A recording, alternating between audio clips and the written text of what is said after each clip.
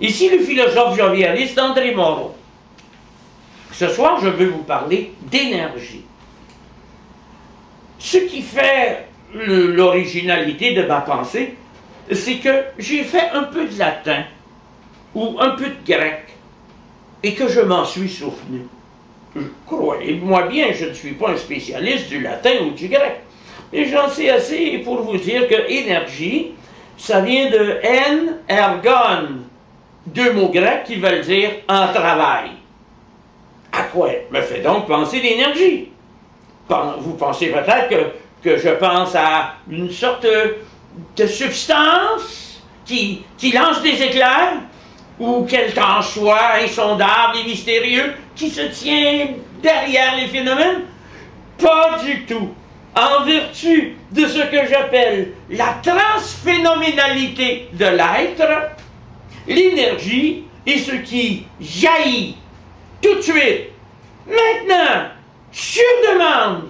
Il n'y a pas de dépôt d'énergie dans le sens où je parle de l'énergie électrique, c'est-à-dire de l'énergie d'être. Il n'y a pas un lieu où l'on pourrait trouver de l'énergie. Non, l'énergie, c'est quelque chose qui nous accompagne.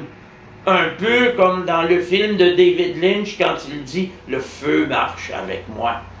Eh bien oui, oui, le feu marche avec moi. L'énergie est ce qui surgit spontanément dans ma vie quand j'y pense, quand j'en ai besoin, quand il y a urgence de la dépenser.